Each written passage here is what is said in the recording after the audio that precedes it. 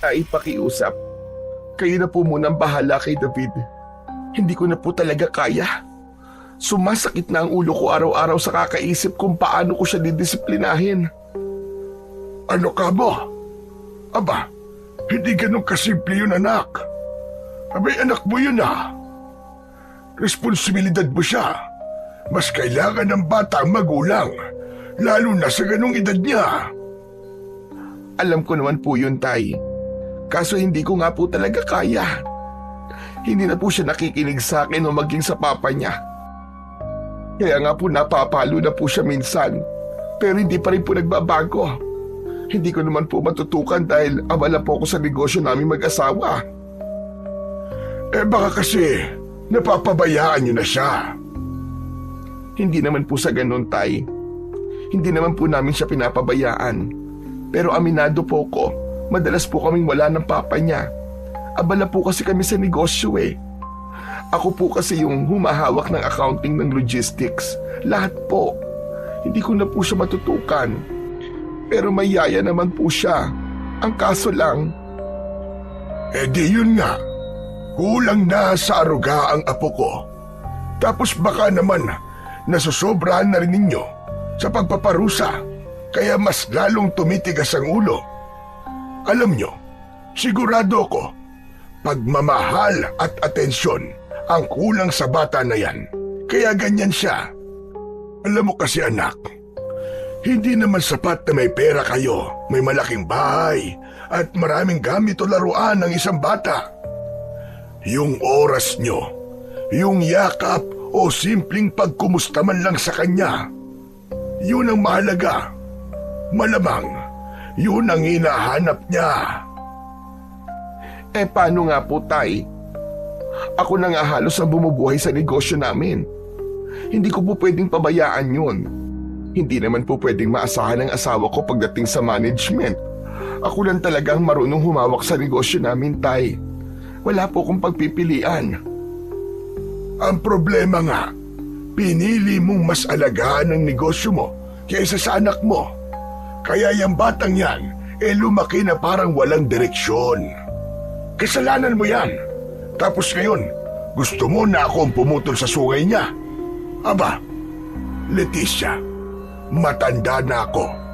Mas gusto ko sana ng tahimik na buhay. Eh ano pong gagawin ko? Ikulong ko po sa bahay? Alam niyo bang expel na naman sa school yung bata na yan? Wala na pong may gustong tanggapin siya dahil sa reputasyon niya bilang isang bully. Eh baka naman magawan niyo po ng paraan dito. Ganun na kalala? Abay bakit naman nagkaganon? Kaya nga po, Itay. May binugbog po siyang kaklase niya. Medyo napuruhan po. Na ospital yung bata, Itay. Tapos ayon po sa mga teachers niya, abay maski ibang bata doon takot na sa kanya. Abay, malaki na talaga ang sungay ano? Ay sige na po. Pumayag na po kayo. Maski ilang buwan lang naman po.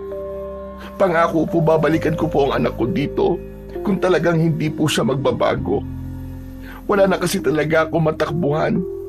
Hindi ko na po alam ang gagawin ko, Tay. Umaasa po ako na baka sakali kayanin niyo po siya. Isang mahinang buntong hininga ang pinakawalan ni Lolo Tasyo. Tumingin kay David na noon ay nakaupo lang sa upuan, hawak ang cellphone at walang pakialam sa usapan nila ng kanyang anak. David, lumapit ka nga rito. Bakit? Totoo bang nambubugbog ka ng mga kaklase mo? Oo, kasi naman sila nauuna Gumaganti lang naman ako. Kailangan kong gawin yon kasi wala namang magtatanggol sa akin Palagi nila akong ginagalit, kaya nasasaktan ko sila. Kasalanan nila yun. Ang tatapang nila, hindi naman nila ako kaya. Ganun ba? Abay malakas pala ang loob mo, bata ka. Paano yan? Dito ka na raw muna titira. Yang ganyang asta ay hindi pwede rito. Ito tatandaan mo.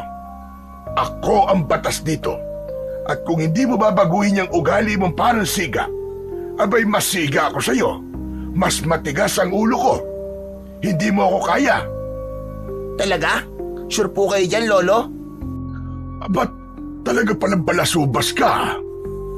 Tay, kayo na pong bahala sa kanya. Pero sana naman po maski papano, bigyan niyo ng tsansa si David. Malakas po ang paniniwala ko na dito po siya matututo sa inyo, na dito siya magbabago. Sige, dito muna siya. Pero tandaan mo, Leticia, kapag hindi siya natuto, hindi ako magdadalawang isip na palayasin yan. Opo. Salamat po, Itay. Salamat po. Sana lang po, kayanin yung pagpasensya ng bata. Hindi pasensya ang kailangan sa ganyang klase ng bata, kundi disiplina at respeto. Yan ang ipapakain ko sa kanya rito araw-araw. Paano po, Tay? Kayo na po ang bahala sa kanya.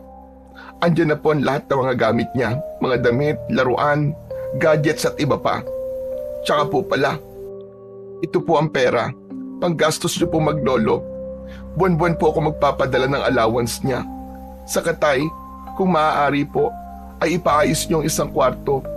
Bumili ka po ng bagong kama niya, bagong kurtina, ipapintura niyo po. Tapos pakikabitan po ng aircon para naman maging komportable si David. Hindi ko kailangan yan, anak. Kaya kong pakainin ang anak mo. Ako ang bahala sa apo ko. Kung gusto mong bumait yung anak mo, kailangan matikman niya kung paano mamuhay ng simple at kung paano mabuhay ng walang nag-aasikaso sa kanya. Dito, matututo siya maghugas ng pinggan, magwalis ng bakuran, at kumain ng kung anong nakahain.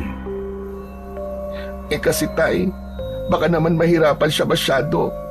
Hindi po kasi sanay si David sa ganon. Yan na nga ang problema eh. Kaya lumalaki ang ulo. Hindi marunong dumanas ng hirap. Hindi ko siya palalakihin dito na akala niya siya ang hari.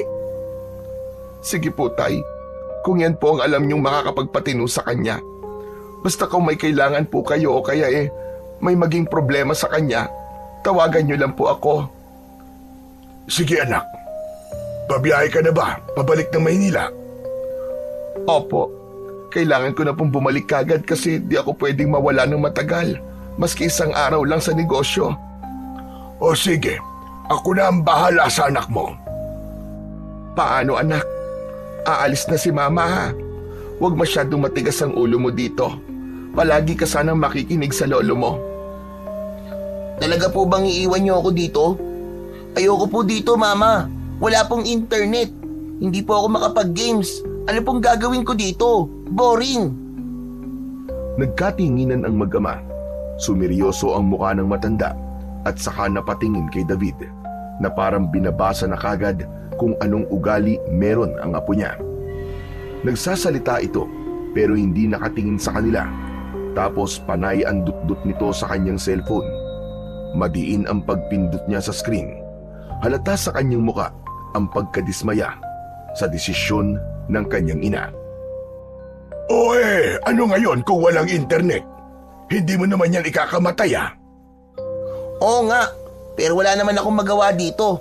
Ayoko dito, Mama. Hindi ka na pwedeng sumama sa akin, David. Dumito ka na muna sa lolo mo. Wala na tayong dapat na pag-usapan tungkol dito. Magpakabait ka dito, anak. Yun ang gusto ko. At kung mabait ka na, saka ka namin babalikan. Ano? Narinig mo naman siguro sinabi ng mama mo, David. Dito ka sa akin titira.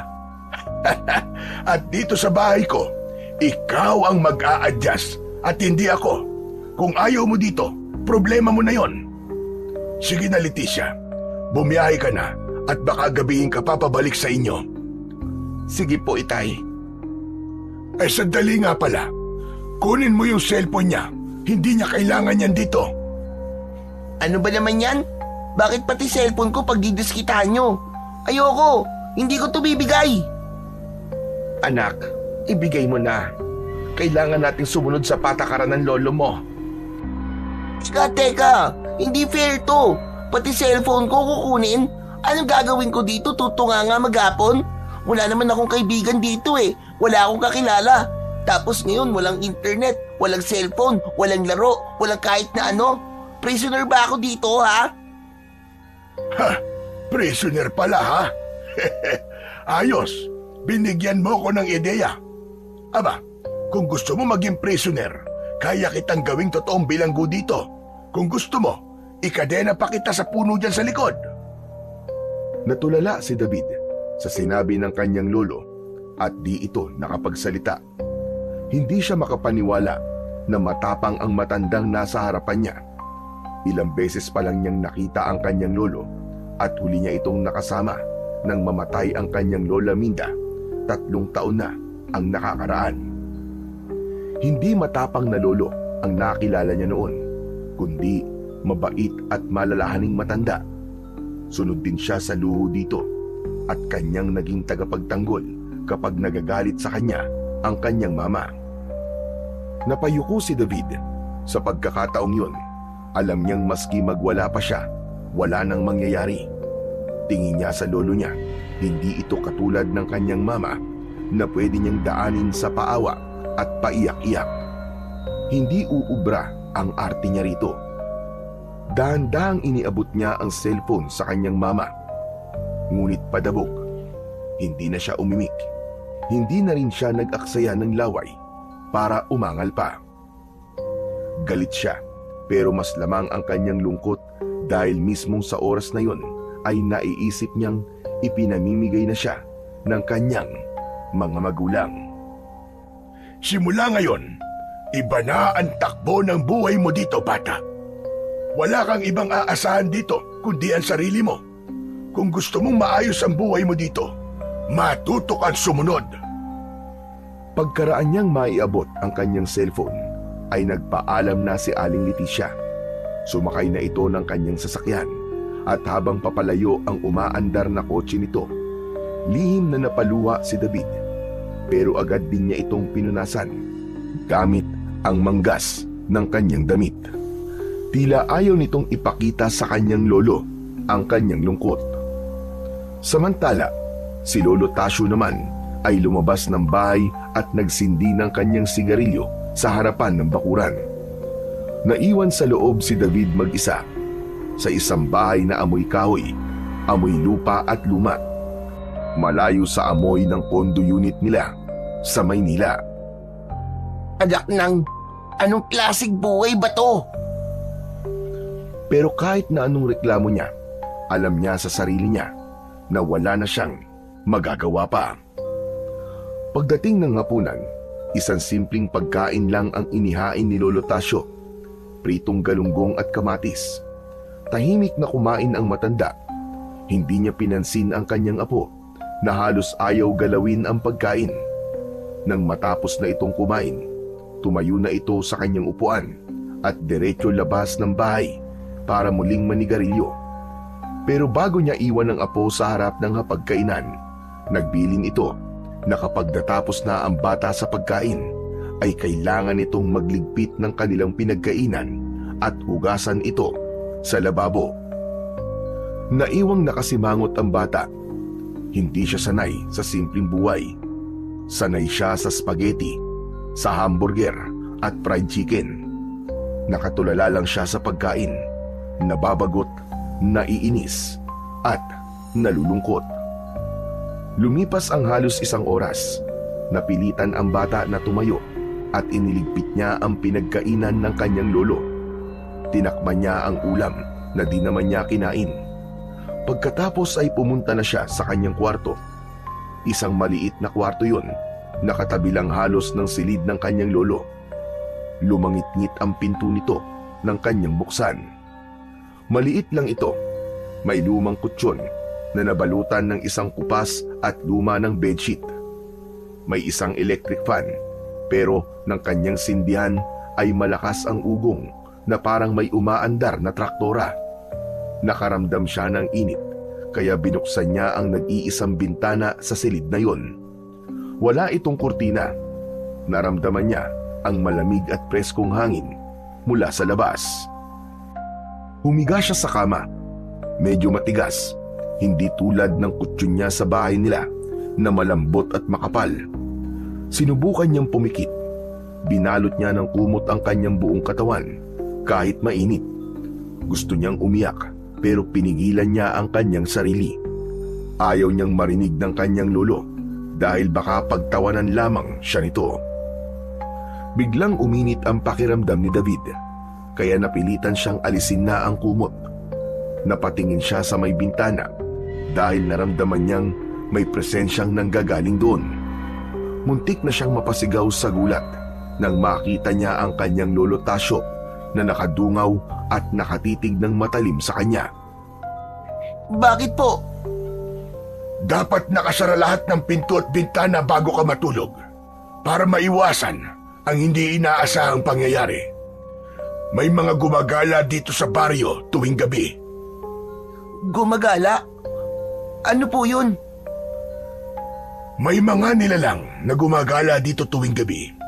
Kung hindi mo ito isasara, baka mamaya hindi na ako nakadungaw dito, kundi isang aswang. Ano po? Aswang? May aswang po dito sa inyo? Meron. Kaya kung ayaw mo makaranas ng hindi maganda dito, siguraduhin mong nakasarado ang mga bintana mo at pinto. Umalis na sa harap ng bintana ang kanyang lolo. Agad siyang bumangon at isinarado ang bintana. Sinigurado niyang hindi ito basta-basta mabubuksan ng kahit na sino mang nasa labas. Maya-maya ay naisip niyang baka nagbibiro lamang ang kanyang lolo o kaya naman ay tinatakot siya. Pero nang maalala niya ang seryoso nitong muka, nakuha niyang matakot. Nagawa niyang maniwala. Bumalik sa higaan niya ang bata at sa oras na naipikit niya ang kanyang mga mata, hindi niya maiwasang isipin ang baryong kinalalagyan niya. At sa lugar na yon, ayon sa kanyang pagkakaalala, ay liblib, malayo sa syudad. Napapalibutan ito ng mga matataas na bundok na tila ba nagsisilbing pader sa buong baryo. May malawak ding gubat sa lugar na yon. Simple ang pamumuhay ng mga tao sa baryo. Karamihan sa kanila, ang ikinabubuhay ay pagsasaka, pangingisda sa ilog o nag-aalaga ng mga hayop tulad ng kambing, baka, kalabaw at mga manok.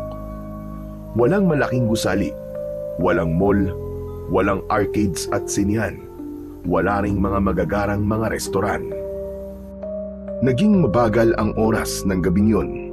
Kaya naman, pakiramdam ni David ay magiging mabagal din ang oras para sa kanya habang naroon siya sa baryo.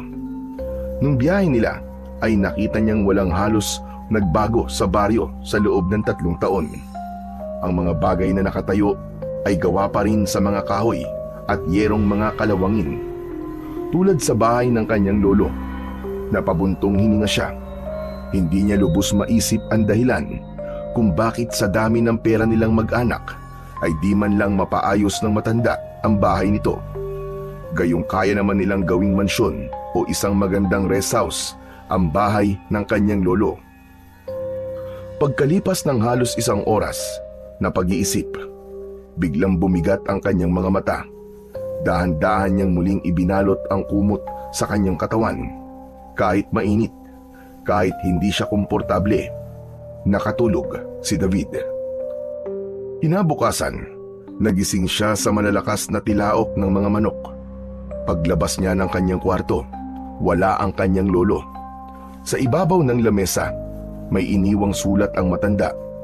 Dinampot niya ang papel at binasa. Nalaman niya na nagpunta ng palengke ang kanyang lolo Tasyo. Napabuntong hininga siya. Napatingin sa lamesa at nakita niya ang 2 nilagang itlog. Maayos na nakalagay sa isang mangkok at katabi nito ang natakpang galunggong na hindi niya kinain kagabi. Napangiwi siya sa pagkain. Anak ng... ito na naman? Wala na ba talagang iba? Grabe naman ng parusang to, Mama. Gusto ko nang umuwi. Panay ang reklamo niya, pero naramdaman niya ang labis na panginginig ng kanyang kalamnan at ang kanyang tiyan ay panay na rin ang tunog. Wala na siyang pagpipilian. Hilo na siya at pakiramdam niya ay mawawalan na siya ng malay kung hindi siya kakain. Napilitan siyang umupo at harapin ang kanyang almusal. Dahan-dahan, kahit nakasimangot, kinain niya ang itlog at tinikman ang malamig na galunggong. Pagkatapos kumain, nagligpit siya ng pinagkainan, gaya ng bilin ng kanyang lolo. Hindi niya alam kung ano pa ang gagawin. Kaya matapos hugasan ang mga plato, nagpasya siyang lumabas muna ng bahay at mamasyal. Naglakad-lakad siya sa bakuran. Nang mainip ay lumabas siya sa kalsada at di sa kalayuan ay nakita niya ang grupo ng mga batang naglalaro ng holin. Dahan-dahang lumapit sa kanila si David. Pinanood niya ang mga batang naglalaro. Naaliw siya kahit papano. Isang holin ang gumulong palapit sa kanya. Kaya naman, pinulot niya yun. Nilapitan siya ng isang matabang bata. Malaki ito kumpara sa kanya at sa ibang bata na naroroon. Marami itong hawak na holin sa kanyang mga kamay at puno na rin ang kanyang bulsa. Hoy! Sino ka ha? Hindi ka taga rito ah! Baka mamaya magdanakaw ka ha! Nang marinig yun, gumulo kagad ang dugo ni David. Hindi siya sanay na inaasar ng hindi niya kakilala. Hoy, hindi ako magdanakaw, no? Huwag mo akong pinagbibintangan, ha? Eh bakit nasa iyo ang hulin ko? Balak mo yan nakawin oh. Akin na nga mga yan. O di sa'yo na. Gumulong lang naman yan sa paa ko eh. Pinulot ko lang, no? Huwag ka nang palusot. Kunwari ka pa eh. Nagagalit ka pa. Ano? Lalaban ka ba? Hindi mo ba alam na ako ang siga dito? Gusto mo suntukan tayong dalawa? Bago pa siya makasagot, itinulak siya ng bata sa balikat. Nawalan siya ng balanse at muntik na siyang matumba sa lupa.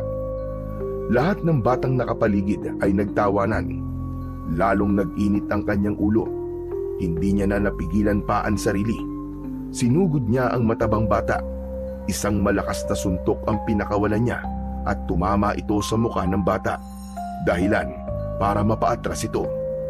Muli siyang sinugod ni David at lahat ng mga hinanakit niya at sama ng loob ay pinakawalan niya sa pagkakataong yun.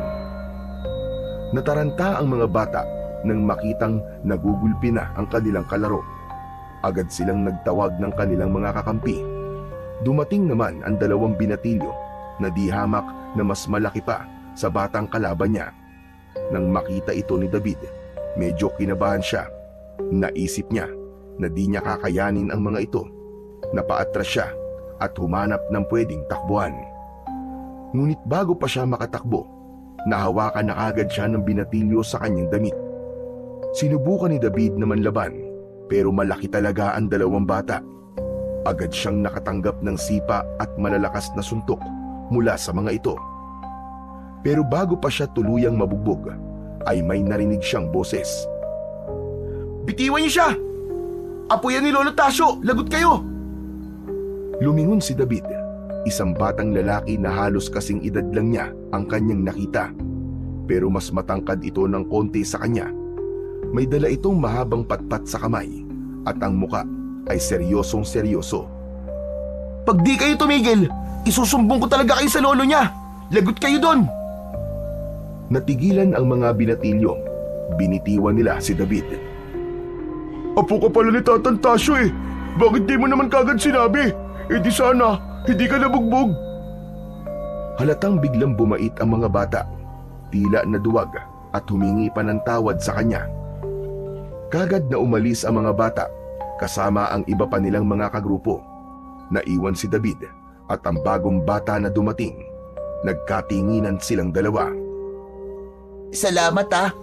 Iniligtas mo ako sa kanila. Nako, wala yun. Ako nga pala si Miko. Doon lang ako nakatira sa kabilang bahay nyo. Kaya alam kong apo ka ni Lolo Tasyo. Ako naman si David. Nagkamay silang dalawa at sa pagkakataong yun, nakaramdam ng saya si David. Dahil sa wakas ay may nakilala na siyang posibleng maging kakampi niya at maging kaibigan. Ipinasyal siya saglit ni Miko sa baryo at ipinakilala sa ibang bata na taga roon. Pagkatapos ng halos isang oras na paglalaro, ay umuwi na sina David at Miko.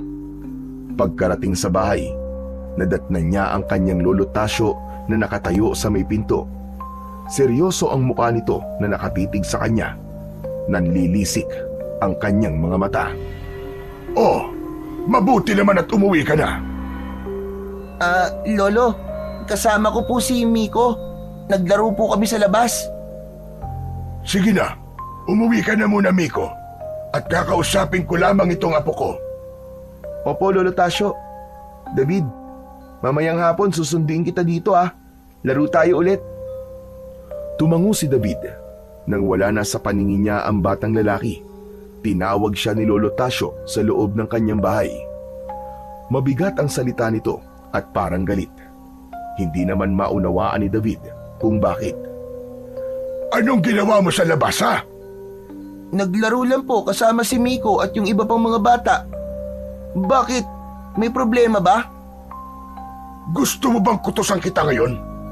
Bakit ba ganyan ka makipag-usap sa mas nakatatanda sa'yo? Hindi ka tinuruang magpo at opo sa pagsagot. Pasensya na po. Hindi kasi ako sanay eh. Ano bang kasalanan ko po? Bakit galit ka po? Ano itong nabalitaan ko na nagnakaw ka raw ng holen tapos nambugbog ka pa ng bata rito? Talaga bang pati ang pagiging basagolero mo sa Maynila ay dadalhin mo dito? Natigilan si David sa kanyang narinig. Nanlaki ang kanyang mga mata at di makapaniwala na naniwala kagad ang kanyang lolo sa kwento ng iba na di man lang nangingi ng paliwanag sa kanya. Napahawak siya sa kanyang tagiliran na medyo napuruhan ng sipain ng kanyang nakalaban. Naramdaman niya ang bahagyang pagkirot nun. Lolo, hindi ko naman po ninakaw yung holin eh. Napulot ko lang po yun. Gumulong po sa may pako kaya kinuha ko po. Isusoli ko naman po dun sa may-ari. Kaso inaway naman po ko. Inaway ka? Tapos, nakipagbasag ulo ka na? Maanong isinoli mo na lang sana para hindi ka na nakipagsuntukan pa? Hindi ka ba marunong magpakumbaba? Bakit sa akin kayo nagagalit? Sila naman po nauna. Tinulak nila ako at sinabihan pa na magdanakaw kahit di naman totoo. Aba, sumasagot ka talaga, ha? Sa Maynila siguro, nasanay kang ganyan na palaban ka. Pwes dito, hindi uubra ang ganyan. Ako nagsasabi sa'yo. Umalis si Lolo Tasyo sa kanyang harapan at pumunta ito sa kusina. Maya-maya ay nakita niya itong muling palapit sa kanya. May hawak na palanggana na may lamang munggo. Nakita niyang ibinuhos niya ito sa sahig. Sige, lumuhod ka riyan sa munggo. Ngayon na, para matuto kang huminahon at rumespeto ng kapwa mo tao. Hindi makapaniwala ang bata. Tinignan niya ang mga butil ng munggo sa sahig. Tapos ang kanyang Lolo Tasyo. Tatanggi pa sana siya at makikipagtalo. Pero nang makita niya ang seryoso at galit na mukha ng matanda, ay wala na siyang nagawa kundi ang lumuhod. Kumirot kagad ang kanyang tuhod sa sakit ng mga maliliit na butil na kanyang naluhuran. Hindi naman kasi ako magdanakaw eh. Hindi naman ako masama. Hindi nga ba? Bakit nandito ka? Hindi nakasagot ang bata. Pinili na lamang nitong yumuko at tiisin ang sakit ng kanyang mga tuhod. Mag-iingat ka sa mga kilos mo dito, ha? Huwag mong hayaang maging pangit ang pangalan mo, lalo na't apo kita. Ang mga tao dito, malaki ang respeto at takot sa akin. Kaya sana, hindi ikaw ang sumira na maganda kong reputasyon dito sa baryo na to. Nagkakaintindihan ba tayo? Sa kauna-unahang pagkakataon, umiyak si David. Wala itong nagawa kundi ang tumango na lang at tanggapin ang masasakit na salita ng kanyang lolo. Tahimik siyang lumuha habang nakaluhod pa rin sa munggo. Maya-maya ay bumukas ang luma nilang pinto at nakita niya si Miko na nakatayo doon na may hawak ng isang mangkok. Nakangisi pa ito pero agad na nagbago nang makita ang kalagayan ng kanyang bagong kaibigan. Hala, Lolo Tasyo, bakit po nakaluhod si David sa munggo? Ano pong kasalanan niya? Abat, Hindi mo ba alam kung ano nangyari? Akala ko ba'y magkasama kayo? Di mo ba nakita na nagnakaw siya ng Holin at nakipagbugbugan? Naku Lolo Tasyo, hindi po totoo yun. Nandun po ako kanina kaya alam ko po kung ano talaga nangyari. Hindi naman po niya ninakaw yung Holin eh. Gumulong lang po sa paa niya yon, tapos pinulot niya po. Sinabihan po kagad siya nung siga na si Tabang JM. Sinabihan kagad siya ng magnanakaw. Tapos yun, inaway po nila. Nanghingi pa nga po ng tulong sa ibang bata na kapwa niya siga eh. 3 po sila. Binugbog po nila si David. Natigilan si Lolo Tasyo sa kanyang narinig. Napatingin siya sa munggo, tapos kay David na tahimik na umiiyak. Kita sa mukha ng matanda ang pagdadalawang isip, pero hindi niya kagad binawi ang parusa. Siya nga po pala. Ito po oh, may dala po akong ulam. Pinabibigay po ni nanay sa bago kong kaibigan. Ganun ba? O sige Miko, sabihin mo sa nanay mo, maraming salamat. Wala pong anuman Lolo. Siya nga po pala. Huwag na po sana ninyong pagalitan si David kasi mabait naman po siya eh. Kasundo na nga po siya agad ng mga kaibigan kong bata eh. Naglaro po kami at naglibot po kami dito sa baryo ng halos 1 oras. Kaya Lolo, kung maaari lang po sana eh, patawarin niyo na po siya. Wala po siyang kasalanan. Sige na Miko, salamat dito. Hayaan mo at pag-iisipan ko mga sinabi mo. Sige po. Pagkaalis ni Miko ay lumapit si Lolo Tasyo kay David. Sige na, tumayo ka na iho. Dahan-dahan niyang inalalayan si David na tumayo. Kinapa niya ang mga butil ng munggo na dumikit sa balat ng bata at marahang tinanggal yun kahit pa umuungol si David sa sakit. Aray! Aray ko, Lolo! Masakit! Aray! Nakita niya ang mapupulang marka sa tuhod ng bata. Naramdaman niya ang kurot ng awa para dito, pero pinili niyang hindi ito ipakita. Nanatili siyang matigas at malamig. Sa isip niya, kailangan pa ring matuto ang bata sa kahalagahan ng disiplina. Nang matapos, pinaupo niya si David. Tahimik ang isa't isa hanggang sa unang nagsalita si Lolo Tasyo. Anong nangyari sa iyo, Apo? Bakit ba ganyan ang ugali mo? Masyado kang palaban at agresibo. Parang palaging takaw gulo. Kasi po dati, lagi nila akong tinutokso sa school. Lagi po nila akong inaasar, inaaway, binabato po ng kung ano-ano. Dati, hindi naman po ako lumalaban eh. Umiiyak lang po ako sa isang tabi. Kaso, namiyahasa po sila. Halos araw-araw, Lolo. Ako yung pinagtitripan nila at sinasaktan. Minsan pa nga po, binato nila ako ng basag na bote. Ito po oh. Dahan-dahang tinupi ni David ang manggas ng kanyang damit. Saka ipinakita ang pilat sa kanyang braso. Ito po, nasugatan po ako dahil doon. Nagsumbong naman po ako kila mama eh. Pero ako pa po ang pinagalitan nila. Ang sabi lang nila, umiwas na lang daw ako sa mga bully. Parang hindi po sila naniniwala sa akin. Kahit nga po mga teachers ko eh. Mas pinaniniwalaan ng mga bully. Lagi na lang ako yung pinapagalitan nila. Laging ako yung nasisisi. Wala pong kumakampi sa akin, Lolo. Kahit si Mama at Papa, hindi sila nakikinig sa akin. Nakakapagod na po eh. Huminto sandali si David. Pinipigilan ang muling pag-iyak. Pinipigilan na rin ng matanda ang kanyang emosyon ng oras na yon. Mabigat ang kanyang dibdib sa bawat salitang narinig sa kanyang apo.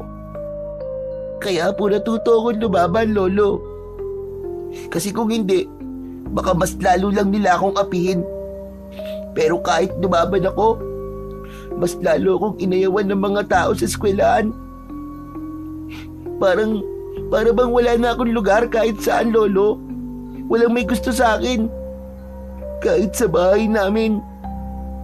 Natahimik si Lolo Tasyo. Naalala niya ang kanyang sarili nung bata pa siya, kung paano rin siya minsang naging katulad ni David. Ipinaglaban ang sarili sa mundo na walang nakikinig. Hindi ko alam na ganyan ang pinagdaraanan mo, Apo. Pero mali pa rin na sinilusyonan mo ito sa pamamagitan ng pakikipag-away. Ito ang tatandaan mo, Apo. Hindi lahat ng problema ay kailangan daanin sa galit at sa pakikipagbasag ulo. Ano po ang gagawin ko? Dapat ba hinayaan ko na lang po sila na saktan ako? Na sana hindi na lang ako nagsalita kasi wala namang nakikinig sa akin at ako palagi ang mali, ganun po ba? Hindi mo naman kasi kailangan ng makikinig sa'yo. Ang importante, alam mo sa sarili mo kung sino ka at ano ka. Hindi mo talaga maiiwasan na minsan may mga taong hindi maniniwala sa'yo at gagawin ka ng masama. Kasi may mga tao talaga na mahilig mainggit sa kapwa nila. Pero kaya mong patunayan sa kilos mo kung sino kan talaga. Hindi sa paraan ng pakikipag-away, kundi sa tibay ng loob mo at sa kabutihan ng iyong puso. Napatingin si David sa kanyang lolo. Hindi man niya lubos maintindihan lahat ng sinabi nito, pero ramdam niya ang sinseridad nito. Sa unang pagkakataon, parang nagkaroon siya ng karamay. May isang tao na nakinig sa kanya at pinayuhan siya tungkol sa buhay. Mula sa araw na ito, Apo, hindi mo na kailangan lumaban na mag-isa. Apo kita, ako ang kakampi mo sa lahat ng pagkakataon. Pero kailangan mong matuto kung paano lumaban sa tamang paraan. Hindi na mapigilan ng bata ang muling mapaiyak. Mabilis niyang pinahid ang mga ito sa damit.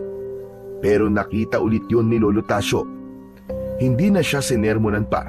Sa halip, hinawakan niya ng bahagya ang ulo ng bata at ginulo ang kanyang buhok bilang tanda ng kanyang pagmamalasakit at pagmamahal sa kanyang apo. Pagdating ng gabi, bago matulog si David, matagal siyang nakatingin sa yero. Napangiti ang bata dahil sa wakas may isang taong handa na ring makinig at umintindi sa kanya. Nakatulog siya ng mahimbing. Maaga pa lamang ay naroon na si Miko sa bahay ni na Lolo Tasio. Bitbit niya ang isang tirador na yari sa kahoy at goma. Tara na David, manguhuli tayo ng ibon. Nako, hindi ako marunong yan, Miko eh. Ang dali-dali lang nito, no? Turuan kita. Ganito oh, lalagyan mo lang ng bato, tapos hihilain mo tong goma na to. Tapos bibitiwan mo. O di ba? Ang dali lang. Ikaw naman, subukan mo. Inabot ni Miko ang tirador kay David. Kinuha naman ito ni David at sinubukang gayahin ang ginawa ng kanyang bagong kaibigan. Yan, sige, ganyan nga. Ipitin mo yung bato sa goma, tapos hilahin mo palapit sa'yo. Medyo lakas-lakasan mo lang ng konti. Sumunod si David, pero nang hilahin niya ang goma, muntik nang tumalsik ang bato sa paa niya. Dahan-dahan lang, huwag ka magmamadali. Nako, Miko, ang hirap pala. Akala ko madali lang. Okay lang yan. Ako nga dati, 1 linggo kong puro mintis eh. Ganyan talaga kapag nagsisimula ka pa lang. Medyo mahirap, pero matututunan mo rin. Talaga? Oo naman. Halika, tulungan na nga kita. Ayusin mo ang paghawak. Dapat steady lang. Yan, ganyan. Tapos, paghila mo, itutok mo yung bato sa gusto mong patamaan. Tapos, saka mo bitiwan yung goma. Hindi yung buong tirador ha. Matyagang tinuruan ng bata si David ng tamang paraan. Sinubukan uli niya at ngayon ay mas maayos na. Umangat ang bato pero hindi pa rin tumama sa target. Yun lang. Hindi pa rin tumatama. Huwag ka mag-alala, magagawa mo yan. Practice lang ang kailangan mo. Ano, tara na. Doon na tayo sa may kakauyan. Natuwa si David. Kaagad niyang inayos ang kanyang sarili at sumama kay Miko. Wala ang lolo niya ng mga oras na yon. Madaling araw pa lang ay umalis na ito papunta sa bukid para bantayan ang pag-aani ng kanyang palayan. Bitbit ang terador, naglakad-lakad ang dalawang bata sa may bukana ng gubat. Namangha si David nang makita ang maraming ibon sa lugar na yon. Pero palagi silang mintis at nabubugaw lang nila ang mga ibon at wala namang natatamaan. Sa halip na mainis ay mas lalo pa silang natuwa. Ang hirap naman pala manghuli ng ibon, Miko. Akala ko madali lang. Ayos lang yan. Tiyaga lang, makakatama din tayo. Tara, doon naman tayo sa bandaron. Nagpalakad-lakad sila. Sinundan ang mga lumilipad na ibon. Muli pa nilang sinubukang magtirador at isang ibon ang kanilang natamaan. Labis ang naging tuwa ng dalawang bata sa kanilang naging tagumpay. Nagpatuloy sila sa paglalakad hanggang sa hindi na nila namalayan na papasok na sila sa gubat at palayo na ng palayo sa baryo. Huli na ng mamalayan ni Miko na hindi na pamilyar sa kanya ang mga tanawin sa lugar. Hindi na niya kabisado ang mga dinadaanan nila. Nagsimula na silang kabahan. Nasa na tayo, Miko? Ha? Hindi ko nga rin alam eh. Mabuti pa, bumalik na lang tayo. Nagpalitan sila ng tingin. Naglakad pa sila. Umaasang matatagpuan nila ang daan pauwi. Ngunit sa paglalakad nila, hindi nila namalayan na mas lalo na silang napapalayo at patungo na sila sa pusod ng gubat. Napunta sila sa isang kakaibang lugar kung saan nakita nila ang isang maliit na komunidad. Sobrang tahimik ang lugar. May mga bahay nga silang nakita pero wala namang tao. Sarado ang mga pintuan at bintana. Halos wala ring hayop na naroon. Malamig ang simoy ng hangin sa lugar na yon. Pero may kakaibang hatid na amoy. Parang masangsang. Hala, nasang lugar tayo? Shh! Huwag kang maingay. Baka mamaya may mga nakatira dito pero masasamang tao naman pala. Hala, oo nga. May naikwento pala sa akin nung si Lolo Tasyo tungkol sa isang baryo ng aswang dito sa gubat. Mukhang ito na yung lugar na yun. David, umalis na tayo dito. Hindi tayo ligtas sa lugar na to. Ibig mo sabihin, lugar to ng mga aswang? Hindi ako sigurado. Pero basta, alis na tayo dito. Tara na, bilisan na natin. Nag-ingat ang dalawa sa kanilang mga hakbang. Ayaw nilang gumawa ng ingay. Kung sino man ang nakatira sa lugar na yon, ayaw na nilang makaabala. Ngunit bago pa sila umalis, nagmasid muna sila sa paligid. May nakita silang isang malaking ibon na nakatali sa puno. Isang malaking agila. Sugatan ito. Ang mga pakpak nito ay may dugo at ang katawan ay payat na tila ilang araw nang hindi nakakakain. Nakatingin ang dalawang bata sa agila. Kawawa naman siya. Tignan mo, Miko. Oo nga eh. Anong gagawin natin? Pakawalan natin. Sigurado ka? Baka mamaya may makakita sa atin tapos... Huwag na lang tayo maingay. O sige. Hindi na sila nagdalawang isip. Lumapit sila ng dahan-dahan sa agila. Tinitigan sila nito, ngunit wala ng lakas para lumaban o humuni ang kawawang ibon. Mabilis nilang kinalagan ang tali sa paa ng agila. Nagawa nilang palayain ang ibon. Subalit nang bitiwan nila ito, hindi ito lumipad. Naglakad lang ang agila. Nanginginig ito at mahina. Hindi nila malaman kung ano ang gagawin. Buhatin na lang natin, David. Sinubukan nilang buhatin pero masyado itong mabigat. Pinagkaisa nila ang kanilang lakas. Binuhat nila ang agila. Wala namang pagtanggi ang malaking ibon. Parang sumusunod pa nga ito sa kanila. Parang alam nito na tinutulungan siya ng dalawang bata. Sa paglalakad nila, tila tinuturo ng agila ang daan. Kapag lumili sila, Humuhuni ito at itinuturo ng kanyang kuko ang tamang direksyon. Minsan ay ginagamit nito ang paa para ituro ang daan. Hindi nila alam kung ilang oras na silang naglalakad. Mainit na at pagod na rin sila. Kumakalam na rin ang kanilang mga tiyan, pero hindi sila tumigil sa paglalakad. Sa wakas, ilang sandali pa ay unti-unti nang naging pamilyar ang paligid. Ayos, kabisado ko na ang daan dito, David. Malapit na tayo makalabas ng baryo. Hay, sa wakas, makakauwi na tayo. Akala ko talaga aabuti na tayo ng gabi dyan sa gubat eh. Kinakabahan ako na sobra. Buti na lang at pinakawalan natin tong agila, no? Malaking tulungan na gawa niya. Naituro niya sa atin ang daan. Ang astig niya, no? Para siyang may sariling pag-iisip. May sarili naman talagang pag-iisip ang isang agila eh. Matalinong hayop pa mga yan, Miko. Ganun ba? Hindi ko alam eh. Akala ko, basta hayop, hindi marunong mag-isip ng ganun. Hindi sigurado akong alam ng agila na to na naligaw tayo. Kaya itinuro niya sa atin ang daan palabas. Ayos Eh, ano nang gagawin natin dito sa agila? Marami siyang sugat at nangihina siya. Baka kaya siyang pagalingin ni Lolo. Ay, oo nga pala. Kayang-kaya siyang pagalingin ng lolo mo. Kasi dati, isang mahusay na antingero at albularyo si Lolo Tasyo. Marami siyang napapagaling ng mga may sakit. Kaya sigurado ko na mapapagaling niya ang agilang to. Kung ganon, ay dadali natin siya kay Lolo para gumaling na kagad ang sugat niya. Para makalipad na ulit siya. Gusto kong makita siya kung paano lumipad. Ako rin. Sa laki nito, tignan mo. Baka pwede niya tayong isakay. Loko, kawawa naman. Ang bigat-bigat natin kung bubuhatin niya tayo pa itaas. Oo nga, no?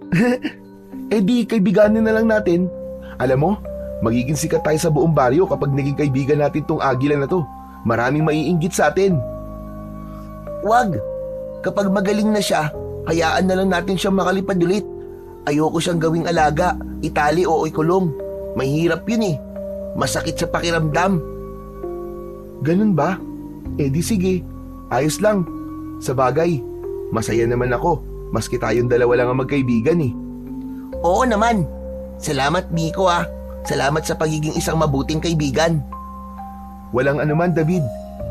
Teka, saan na nga ba ang daan pa uwi? Ano? Akala ko ba'y kabisado mo ng lugar na to? Ikaw talaga Joke lang, ikaw naman hindi ka na mabiro. Diyan sa kaliwa. Sure ako. Ayun tanaw na dito yung bungad ng gubat, saka yung kalsada natin. Tara na. Hay, salamat. Makakauwi na tayo. Nang makalabas na sila, napansin nila ang pagbabago sa agila. Parang lumakas ito ng konti. Ibinuka nito ang pakpak at kahit halatang hirap, unti-unti itong pumapagaspas. Tumigil sa malawak na damuhan. Binitiwan na rin nila ang agila. Ilang segundo itong nakatayo, pagkatapos ay sumubok na lumipad. Mabagal pero matagumpay itong nakalipad ng mababa hanggang sa tuluyang naglaw sa kanilang paningin. Nagpalakpakan ng dalawa sa tuwa. Ang galing! Nakalipad na rin siya sa wakas! Oo nga, kaya lang, uwian na talaga. Baka pagalitan na tayo kung saan na tayo nasuot. Pareho silang pawisan at pagod, pero hindi nila alintana yun. Napalitan ang lahat ng yon ng saya. Habang papalabas sa gubat, dama nila ang kakaibang ligaya sa puso nila. Pagdating nila sa bahay, nakita nila kagad si Lolo Tasyo na nakatayo sa harap ng pinto nito at panay ang hit-hit ng sigarilyo. Makikita ang pag-aalala sa mga mata niya. Napangiti na lang ito nang makita ang pag-uwi ng apo. Pero sandali lang yon dahil ang ngiti niya ay napalitan ng seryosong muka. Saan kayo nang galing? At ang dudungis niyong dalawa? Lolo, naglaro lang po kami ni Miko. Ba'y kanina ka pa hinahanap ng mga magulang mo, Miko? Saan ba kayo nagsuot? Wala kayo dito sa baryo. Lolo, ang totoo po niyan naligaw po kami sa gubat habang naninirador po kami ng ibon. Ano ka mo? Nagpunta kayo sa gubat? Abay, hindi nyo ba alam kung gaano kadelikado roon? Mabuti na lamang at walang masamang nangyari sa inyo roon. Sorry po, Lolo Tasyo. Hindi po namin sinasadya. Hindi po namin namalayan na nakalayo na po pala kami. Tapos, yun nga po, bigla po kaming naligaw. Natagalan po kami bago makalabas sa gubat. Opo, Lolo. Sorry po talaga. Hindi na po mauulit. Hindi biro yung ginawa nyo na pagpunta sa gubat. Maraming mababangis na hayop doon. Paano kung nasaktan kayo? O kaya hindi na nakabalik? Ano na lang ang sasabihin ng mga magulang nyo, ha? Lalo ka na, David. Ano na lang ang sasabihin ng mama mo kung may masamang nangyari sa'yo? Sorry na po talaga, Lolo. Hindi na po mauulit. Siguraduhin mo lang. Ako, hindi ko kayo hinihigpitan sa paglalaro. Pero sana naman, tandaan nyo lahat ng mga biling ko. Huwag kayong lalayo sa baryo dahil delikado. Maraming masasamang elemento nandito. Naghihintay lamang ng tamang pagkakataon para makagawa ng di maganda. Saka sa gubat, huwag na kayong babalik doon. Alam nyo bang, merong isang baryo ng aswang sa pusod ng gubat? Alam po namin, Lolo. Nakita nga po namin yun eh. At may iniligtas pa po kaming isang malaking agila na bihag nila.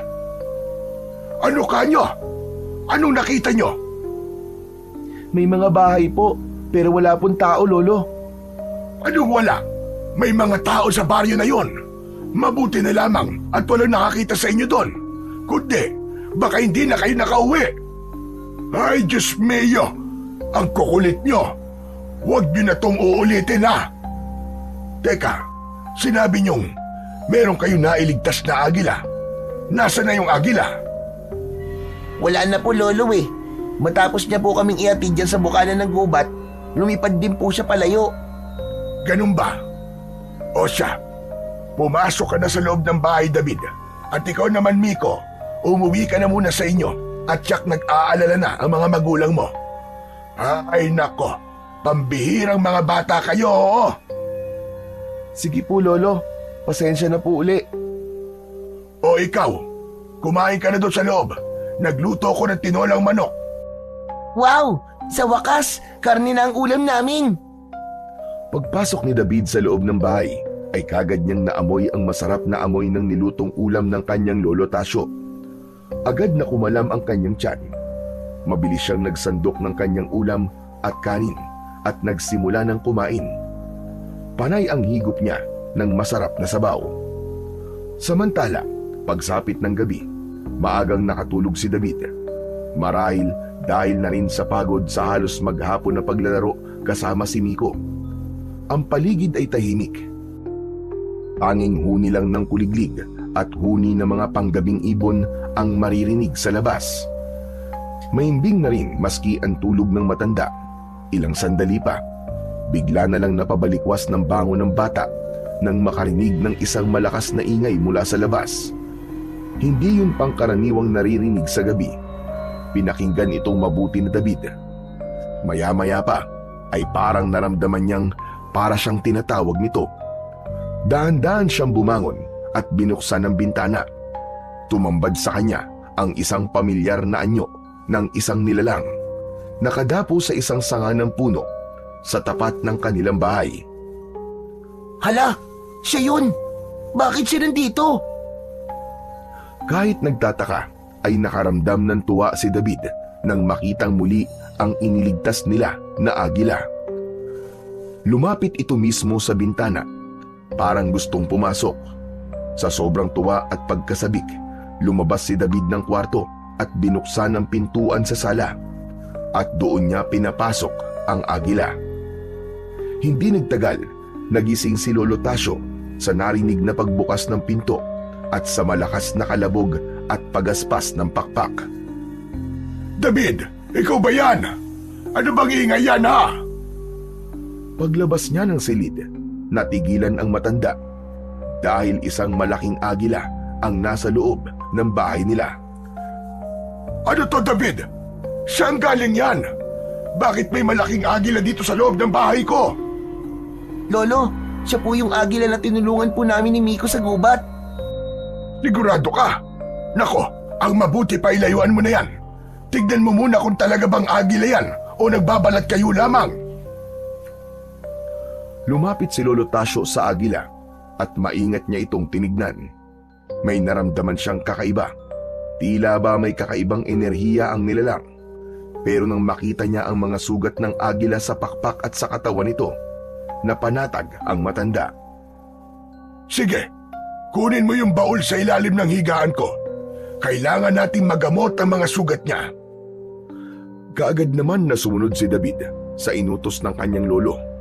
Kinuha niya ang lumang baul kung saan naroon ang mga halamang gamot at pampahid ng kanyang lolo. Iniabot niya ito sa kanyang lolo. Maingat nilang nilinisan at nilapatan ng lunas ang mga sugat ng agila. Hindi ito nanlaban. Parang sanay na sa haplos at presensya ng tao. Kinabukasan, nagulat si Miko nang makita niya ang agila na nakadapo sa puno sa bakuran nila. Uy! Yung iniligtas nating agila oh! Paano nakarating yan dito, David? Di ba, pinakawalan na natin yan? Oo nga eh. Basta na lang siyang dumating kagabi. Ang galing no? Bumalik talaga siya. Oo nga eh. Ngayon, alaga na namin siya ni Lolo. Ano kaya magandang ipangalan sa kanya? Ha? Bakit naman bibigyan mo pa ng pangalan? Ano yan? Aso? Bakit naman hindi? Saka hindi lang naman aso ang alagang binibigyan ng pangalan ano kaya kung Aruyo? Aruyo?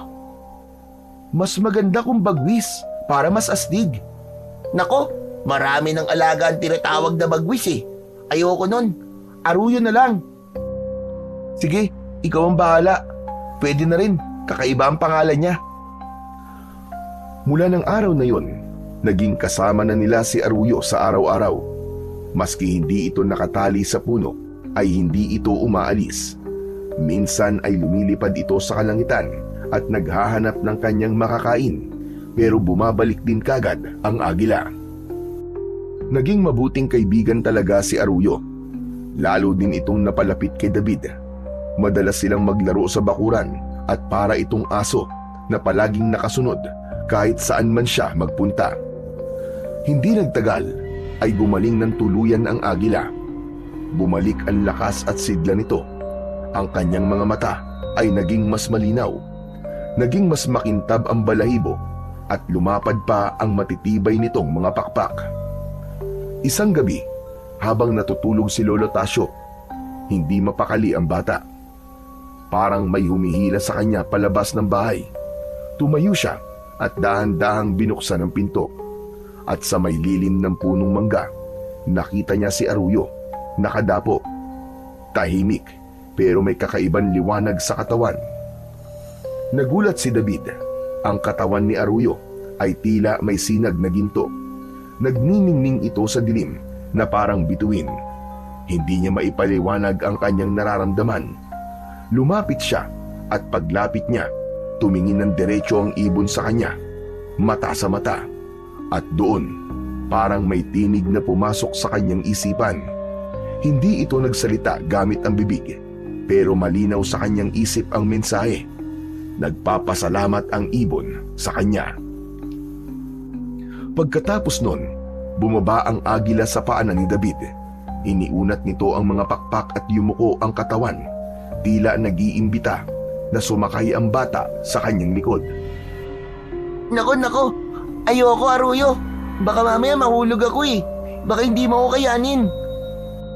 Ngunit sa isang iglap, napansin niya na parang lumapad lalo ang likod ng agila. Mas lumiwanag pa ito ng bagya at mas ligtas tignan.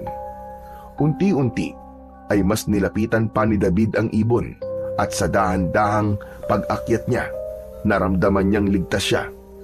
Kumapit siya na maigpit sa isang iglap. Lumipad ang agila.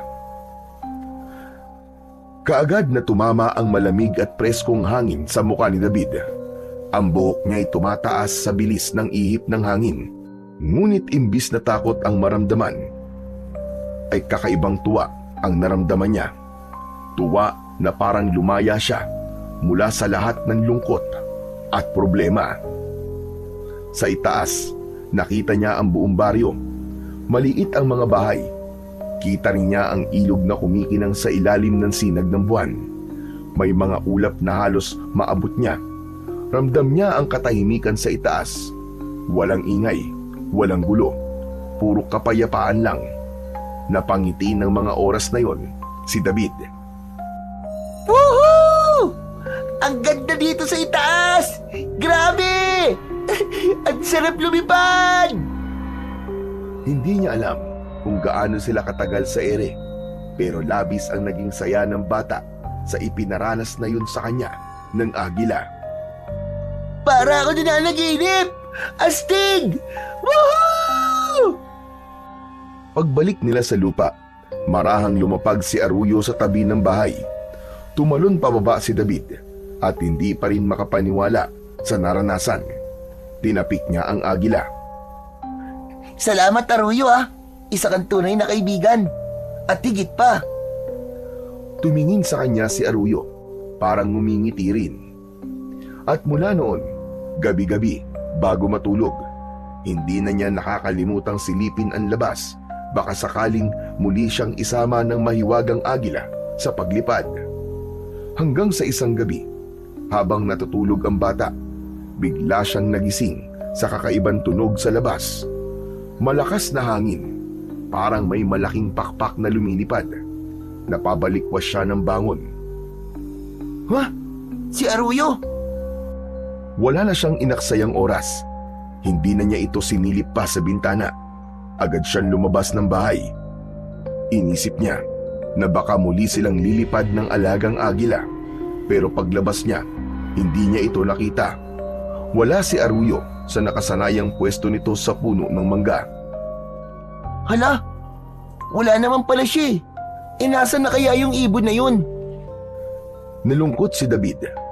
Papasok na sana siya sa bahay nang mapansin niya ang ilang nilalang na lumilipad sa itaas. Akala niya ng una ay mga ibon o marahil ay isa na namang sorpresa ni Arroyo. Ngunit habang nakatitig siya sa itaas, may narinig siyang kaluskos mula sa kabilang bahagi ng bakuran. Isang mahina ngunit pamilyar na tunog. Paglingon niya, nakita niya ang agila, tila nagtatago sa likod ng mga halaman at puno. Nilapitan niya ito. Sa di inaasahang kilos ay itinulak siya nito gamit ang kuko at tuka. Agad na naunawaan ito ni David. Agad siyang nagtago. Yumuko siya katabi ni Arroyo at mula doon ay malaya niyang napagmasdan kung anong klaseng nilalang ang lumilipad sa itaas. Ilang sandali pa, bumaba ang tatlo. Dumapo ang isa sa bubong ng kanilang bahay, habang ang dalawa naman ay dun dumapo sa poste ng puno ng nyog. Hindi sila mga ibon. Mas malaki ang kanilang mga pakpak. Maitim, parang sa paniki. Balot ng balahibo ang kanilang mga braso at binti. Ang mukha nila ay parang tao, ngunit mahaba ang kanilang ilong. Matulis din ang kanilang baba at pula ang kanilang mga mata. Ang balat nila ay tila magaspang, parang sunog, at ang kanilang mga kuko ay mahahaba't matutulis na parang kutsilyo. Ang isa sa kanila ay ngumisi.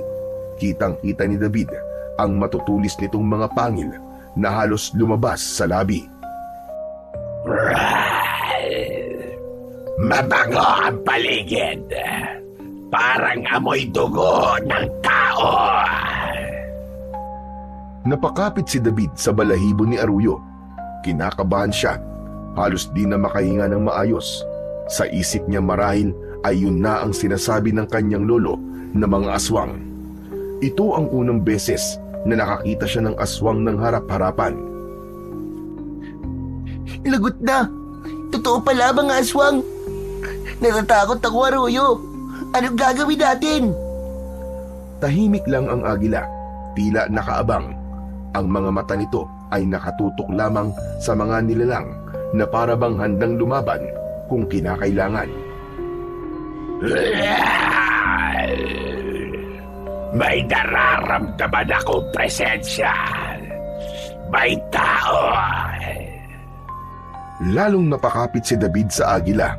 Ang mga nilalang ay palapit sa pinagtataguan nila. Halos 3 metro na lamang ang layo ng mga ito sa kanila. Nang biglang may humuni mula sa malayo, tulad ng huni ng uwak, nagkatinginan ang 3 aswang. Tara na! Bumalik na tayo sa pugad. Hindi ito ang tamang gabi, mga kasama. Isa-isa silang lumipad. Sa isang iglap, nawala na sila sa itaas. Naiwan ang kakaibang katahimikan sa gabing yun. Nakahinga naman ng maluwag si David. Pawis na pawis. Napatingin siya sa agila. Salamat, Aruyo. Sigurado kung wala ka, baka napahamak na ako. Humuni ang agila at maya-maya ay itinuturo nito ang isang paa gamit ang kanyang tuka. Napansin naman ng bata ang isang maliit na bagay na nakasabit sa matalas na kuko nito. Isang maliit at bilog na bato. Hindi niya alam kung ano yon, pero agad itong nakatawag ng pansin sa kanya. Dahan-dahang yumuko si Aruyo at inilapit ang kuko sa kanya. Para saan ba to, Aruyo?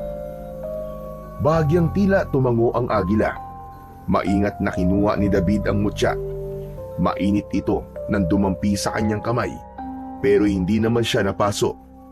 At nang mahawakan niya ito ng buo, may kung anong dumaloy na kuryente sa kanyang katawan. Hindi naman siya nasaktan dahil banayad lang ang paggapang nun mula sa kanyang palad. Pakiramdam ng bata, may lakas na pumasok sa kanya sa pagkakataong yon. Hindi ko alam kung ano to, Aruyo. Pero promise, iingatan ko to. Hindi alam ni David kung ano ang bagay na yon, pero batid niyang hindi yun isang karaniwang bato lamang. Tahimik na tumingin ang bata sa kanyang alaga. Inabot niya ang ulo nito at bagyang hinimas. Ngunit maya-maya lang, narinig niya ang boses ng kanyang lolo Tasyo. David! David, nasan ka ba? Anak ng pating naman to batang to. Gabing-gabi na ba? Bahagya munang nagtago ang bata nang makita niya ang kanyang lolo na nasa harap ng kanilang pinto at napapakamot sa ulo. Bigla siyang nag-alala na baka magalit ito sa kanya dahil hindi dapat na makita siyang gising pa sa ganung oras. Aruyo, papasok na ako sa loob, ha. Salamat talaga dito sa binigay mo, ha. Maraan siyang lumabas mula sa kanyang pinagtataguan. Nakita siya ng matanda. Abay, siyang kabagaling na bata ka. Anong ginagawa mo sa labas ng ganitong oras? Alam mo bang 10 oras na ng gabi? Pagbihira ka. May mga bababangis na hayop dito at kung ano-anong nilalang pa. Pasensya na po, Lolo. Ano bang iniisip mong gawin, ha? Bakit ka nandito? At saka bakit ka nagtatago doon? Lo, may papakita po ako sa inyo. Pero wag po kayo magagalit, ha? Lalo mo naman akong pinapakabe. Ano ba yan? Ito po, oh. Galing po kay Aruyo. Hindi ko po alam kung ano to. Pero galing po ito sa kuko niya. Tapos, may konting init at banayad po na kuryente ng hawakan ko po. Itinaas ni David ang kanyang kamay at ipinakita ang mutya na hawak niya. Sa ilalim ng gasera kumislap ito. Biglang nanlaki ang mga mata ni Lolo Tasyo. Anak ng tinapa! Galing to kay Aruyo! Opo, ano po ba yan? Ito ang mutya ng Kalanginlan. Ano po? Ano po, Lolo? Ngayon lang po ako nakarinig ng ganyang salita. Ang Kalanginlan ay hango sa salitang lihim at langit. Isang mutya na mula sa itaas. Isa itong bihirang regalo ng isang nilalang ng langit para sa isang taong may malinis na puso. Hindi ko po talaga maintindihan, Lolo. Ay nako, bata ka pan talaga. Ganito, David, ang bagay na ito ay bigay sa iyo ng hindi pangkaraniwang nilalang. Si Aruyo, hindi lang siya isang agila lang. Isa siyang espesyal na hayop na nangangalaga ng Kalanginlan. Ayon sa kwento ng lolo ko, bihira lang ang magkaroon ng ganitong mutya, apo. May taglay itong kapangyarihan na kayang magbigay ng lakas, proteksyon at minsan, kung siniswerte, kahit kakaibang abilidad. Talaga po? May kapangyarihan po ang bagay na to? Oo, hindi basta-basta bato lang ito.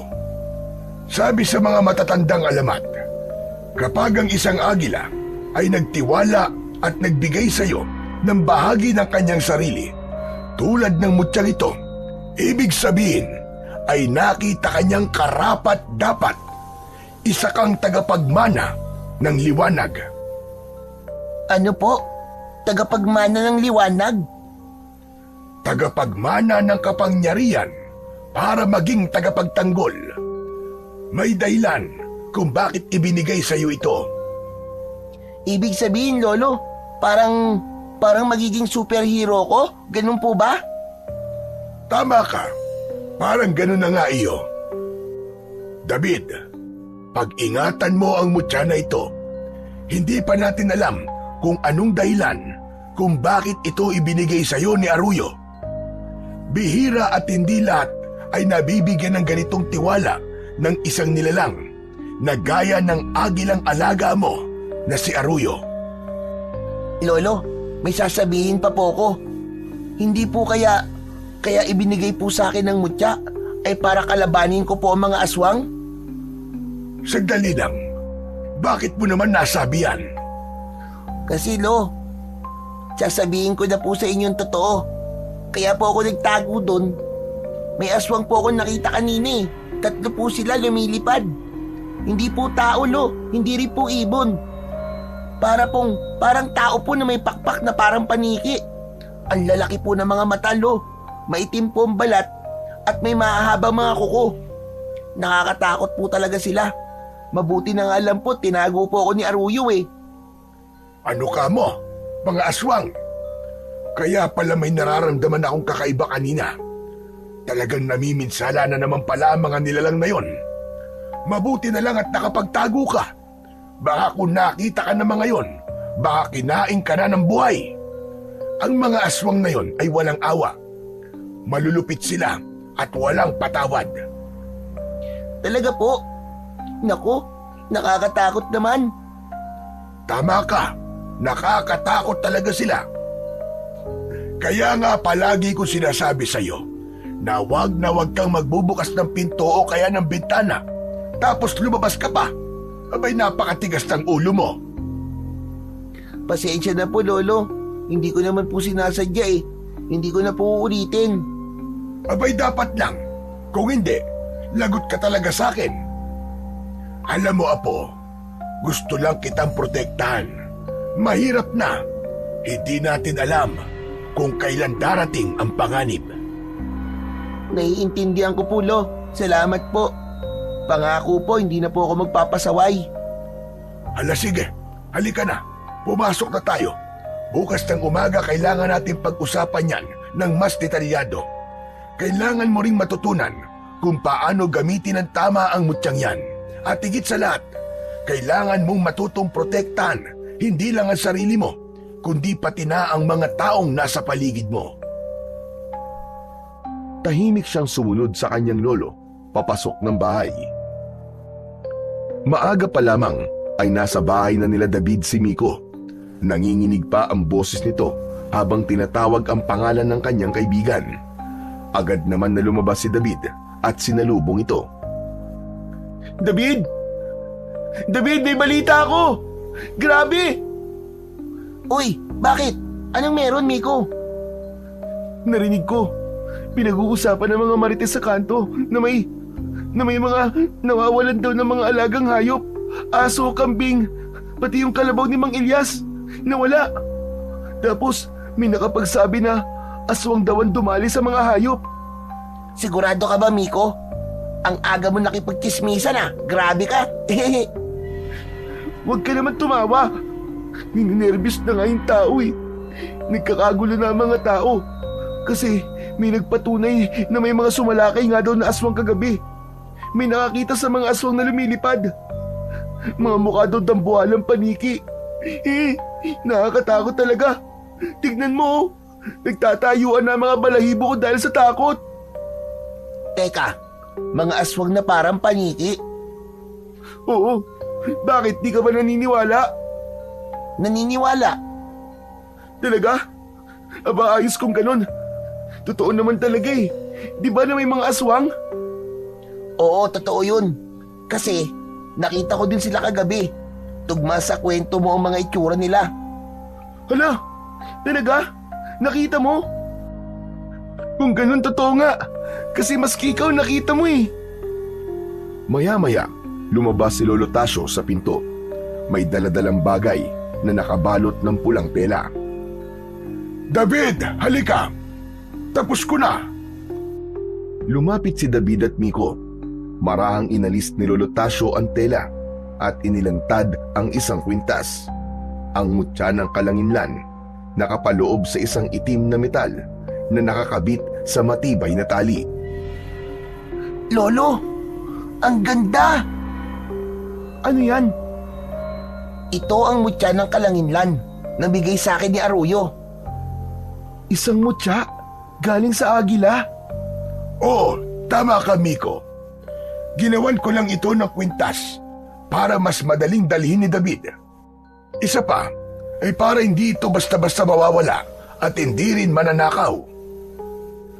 Ang swerte mo naman, David. Binigyan ka ng kapangyarihan. Ang astig pala ni Arroyo, no? Kaya nga eh, nagulat nga ako. Bakit sa akin niya ibinigay ang bagay na to? Bakit ikaw binigyan? Eh di ba, pareho naman tayong tumulong sa kanya. Pareho tayong nagligtas sa kanya mula sa mga aswang. Pero sa iyo lang siya nagbibigay ng mutya. Hindi ko rin alam, Miko eh. Ganun ba? Ayos lang. Nagtataka lang naman ako eh. O sige na, uuwi na ako. Tinatawag na yata ako ng tatay ko. Umalis si Miko nang hindi na lumingon. Halata ang konting tampo ng kaibigan. Napailing na lang si David. Napansin naman siya ni Lolo Tasyo. Hayaan mo na. Lilipas din ang tampo nun. Wala namang kayong magagawa eh kung talagang ikaw ang pinili ni Arroyo na bigyan ng agimat. O ito, tanggapin mo itong mutya. Ibinigay ni Lolo Tasyo ang kwintas. Pagkasuot ni David, may mainit ulit na naramdaman siya sa kanyang dibdib. Lolo, Mainit po. Normal lang yan na po. Ibig sabihin yan, tinatanggap ka ng mutya. Ngayong nasa iyo na yan, sasabihin ko na kung ano ang kapangyarihan ng bagay na yan. Ang mutya ng kalanginlan ay nagbibigay ng proteksyon, lakas at mas matalas na pandama. Bibigyan ka rin ito ng kakaibang bilis at tapang. Pero dapat may orasyon ka din. Teka, heto, basahin mo ito at ikabisa. Dahil ang orasyong ito ay kayang palakasin palalo ang kapangyarihan ng mutya. Teka, ba't niyo po sinasabi sa akin to, Lolo? Sinasabi ko sa iyo dahil malaki ang posibilidad na mapalaban ka sa mga aswang po. Dapat may alam ka para meron kang laban. Dahil hindi sapat na may mutya ka lang. Dapat alam mo kung ano ang kalakasan ng iyong kwintas.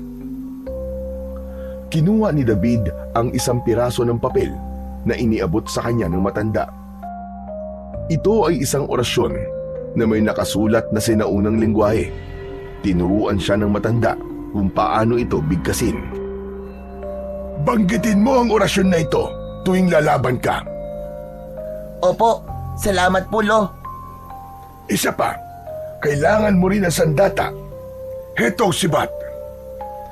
Inabot ni Lolo Tasyo ang mahabang sibat na gawa sa kahoy ng balete at bakal na pinanday pa sa lumang paraan. Mabigat ito at mahaba, halos kasing tangkad ni David. Grabe, ang bigat naman po nito, Lolo. Di ko po yata ito kayang gamitin. Abay, kailangan mong matutunan. Pero kung ayaw mo, pwede rin nating palitan. Anong gusto mo? Lo, pwede po bang tirador na lang po? Ano ka mo, tirador? Aba, sige. May ideya ako. Hintayin mo ko. Umalis si Lolo Tasyo. Pumasok ito sa loob ng bahay. Pagkalipas ng ilang sandali, ay lumabas ito at may bitbit na tirador sa kanyang kamay. Kakaiba ito sa lahat ng nakita ni David. Ang hawakan ay gawa sa sungay ng usa, pinakinis at inukitan ng mga sinaunang simbolo. Ang goma ay mukhang matibay pa. Ang sandata na ito ay hindi basta-basta. Pag ginamit mo ito, parang bala ng baril ang lakas niyan. Wow! Ang astig po nito, Lolo. Saan po ito galing? Pamana yan sa akin ng tatay ko, pero hindi ko naman nagagamit. Ngayon ay panahon na para ipamana ko to sa'yo. Pero hindi ito isang laruan na. Opo, Lolo. Teka, pwede ko po bang subukan? Sa katuruan niyo na rin po ako. Agad na tumango si Lolo Tasyo. Pagkatapos ay pumunta sila sa likod ng bahay kung saan may nakatumbang patay na puno. Inilagay ng matanda sa ibabaw nun ang ilang piraso ng lata. O ayan, subukan mo nga. Itong mga to ang magiging target mo. Isipin mong aswang ang mga yan. Kailangan patamaan mo sila ng mabilis. Pumili si David ng maliit na bato. Inipit ito sa terador. Huminga muna siya ng malalim, saka itinutok ang terador sa lata.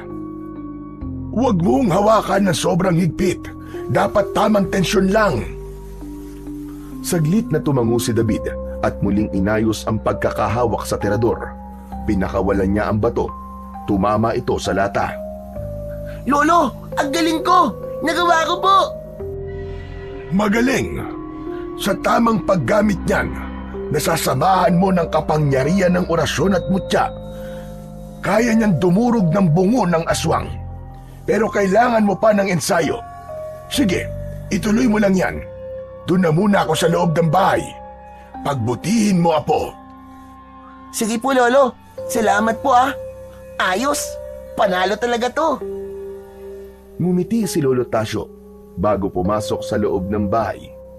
Samantala, nagpatuloy naman ang sunod-sunod na balita tungkol sa mga nawawalang hayop sa baryo. Araw-araw ay may nagrereklamo. Ang mga tao ay unti-unti nang kinakain ng takot. Marami ang lumapit kay Lolo Tasyo. Nakiusap na gawan niya ng paraan ang problema ng kanilang baryo. Dahil kilala nila na dating antingero ang matanda. Alam nilang kaya nito na labanan o puksain ang mga namemerwisyong aswang. Ngunit isa lang ang palaging sagot ng matanda sa kanila. May tamang panahon. Kailangan munang maghanda. Si David, bagamat sanay nang gamitin ang tirador, ay halos araw-araw pa rin nag-iensayo. Ngunit isang gabi, habang mahimbing ang tulog ng maglolo, biglang nagising sila sa narinig na malalakas na sigaw. Ah! Tulong! Tulong, Saklolo! Napabangon bigla si David. Lumabas siya ng kwarto. Halos kasabay niyang lumabas ang kanyang lolo. Nagkatinginan sila. Parehong kabado. Lolo, parang galing po yun sa kabilang bahay. Boses po yun ni Miko. Agad silang lumabas. Doon nila nakita na tumatakbo palabas ng bahay nila ang bata. Hinahabol ito ng aswang. Miko! David! David, tulungan mo ako! Tulong! Pero huli na, dinagit ng aswang na yon si Miko. Hawak siya nito sa bewang at mabilis na inilipad sa ere. Ah! Wag! Bitiwan mo ako! Tulong! Tulong! Lolo, si Miko! Walang sabi-sabi, bumaba sa puno si Arroyo at lumapit kay David. Bahagya itong yumuko. Naunawaan na kagad ni David ang ibig sabihin ng kilos na yon ng kanyang alaga. Agad siyang sumakay sa likod ng agila. Sandali lang, Apo. Lolo, kaya ko po ito. Kailangan ko pong iligtas sa kaibigan ko. Sige, Apo. Pero, dalhin mo itong sandata mo at itong mga bato. Saka huwag mong kalimutan ang orasyon at ang mutya mo. Gamitin mo. Mag-iingat ka, Apo. Opo. Lumipad ang agila. Hinabol nila ang aswang na may hawak kay Miko. Sumabog ang liwanag na nagmumula sa kanyang suot na mutya. Inayos niya ang tirador at kumuha ng bato sa kanyang bulsa. Bumulong siya ng orasyon Kasabay nun ay biglang tila nagbaga ang batong hawak niya pero hindi naman siya napapasok. Miko! Kapit ka lang dyan! Ililigtas ka namin ni Arroyo! Huwag ka mag-alala! Agad niyang pinuntirya ang ulo ng aswang nang pakawalan niya ang bato para itong naging isang bolang apoy. Sapul ang kalaban sa sentido. Agad na nagliyab ang ulo nito. Nabitiwan nito si Miko. Ah! Arroyo! Si Miko, dali! Agad na lumipad ng mabilis si Arroyo patungo sa nalalaglag na si Miko. Sinalo nila ang kaibigan sa ere. Mahigpit na yumakap kay David. Dahan-dahan silang bumaba. Ayos ka lang ba, Miko? Pero hindi nakasagot si Miko kagad. Tinitigan lang sila. Bakas sa kanyang muka ang takot, ang trauma, at ang matinding lungkot. Nang magsalita siya, parang halos pabulong, ngunit sapat para marinig ng maglolo. Akala ko mamamatay na ako. Ligtas ka na, Miko. Kasama mo na kami. Pero ang mga magulang ko, wala na. Patay na sila. Pinatay sila nung aswang. Paano na ako ngayon? Napayuko si Miko habang patuloy na umiiyak. Nanginginig ang kanyang balikat. Ang kanyang mga kamay ay mahigpit na nakakabit sa kanyang tuhod. Hindi ko man lang sila natulungan. Wala po akong nagawa. Wala akong silbing anak. Miko, pasensya ka na kung nahuli kami ni Lolo. Meron lang man sana kaming nagawa. Samantala, si Lolo Tasyo ay napatingin sa lupa. Malalim ang buntong hininga niya at bakas sa kanyang muka ang bigat ng konsensya. Bahagya siyang napapikit, parang sinisisi ang sarili sa nahuling pag-aksyon. Wala na tayong magagawa. Nangyari na ang trahedya. Pero hindi na natin hahayaan na may iba pang mabiktima ang mga aswang na yon. Tinapik ni David ang balikat ni Miko. Huwag ka mag-alala, Miko. Kung gusto mo, dumito ka na muna sa amin. Hindi kita pababayaan. Napatingin si Miko sa matanda. Tumayo ito at niyakap ng mahigpit si Lolo Tasyo. Niyakap din niya si David. Kagad na nabalitaan ng mga taga-baryo ang nangyaring trahedya sa pamilya ni Miko. Galit na galit ang mga tao, pero may bahid ng takot, lalo na't alam nilang may mga kasamahan pa ang aswang na tumapos ng buhay ng mga magulang ng bata. Kaya't hindi na sila nagpatumpik-tumpik pa. Nagtipon ng lahat ng malalakas na lalaki sa baryo sa gitna ng plaza. Pinangunahan ito ni Lolo Tasyo at ilang opisyal ng baryo. Ngayong araw, tutuldukan na natin ang kasamaan ng mga aswang na yan. Handa ba ang lahat na makipaglaban at ipagtanggol ang baryo laban sa kanila? Sumagot ang mga tao na handa sila. Itinaas nila ang mga hawak na sandata, mga pana, sibat, matutulis na kahoy, itak at iba pa. Sige, humanda na kayo. Ngayon natin sila sasalakayin. Dahil sa oras na ito, mahihina sila. Tulog sila kapag araw. Nagsigawan ang mga taga-baryo bilang simbolo ng kanilang tapang at determinasyon. Sumunod lang kayo sa akin. Ang agila ang magiging gabay natin. Dapat tahimik lang tayo. Wala munang mag-iingay sa gubat. Kapag nasa pugad na tayo ng mga aswang, saka tayo sabay-sabay na aatake. Susunugin natin ang kanilang mga bahay. Tumango ang lahat. Isa-isa silang lumakad bitbit ang kanilang mga sandata. Dala ang pag-asa na sa wakas ay matatapos na ang kalbaryo sa kanilang baryo. Habang naglalakad sila papunta sa gubat, ang mga naiwang kababaihan at mga bata ay nagdarasal habang may hawak na mga krus at rosaryo. Nakaluhod habang nakatingin sa direksyong tinahak ng mga lalaking mandirigma ng kanilang baryo. Sigurado ka bang kaya mong sumama? Oo naman, ipaghihiganti ko ang pagkamatay ni nanay at tatay David. Kung ganon, handa ka na. Handang-handa na ako. Para ito sa pamilya ko at para sa lahat ng mga naperwisyo nila. Sumakay na sila sa likod ni Arroyo. Lumipad sila sa ere. Sa himpapawid, tanaw nila ang masukal na gubat. Habang papalapit sila sa pugad, tumitindi ang kabog ng dibdib ni Miko. Tila dahil sa kasabikan na mabigyan ng hustisya ang kanyang pamilya. Tay, Nay, para to sa inyo. Hindi ko na kayo may babalik. Pero gaganti ako.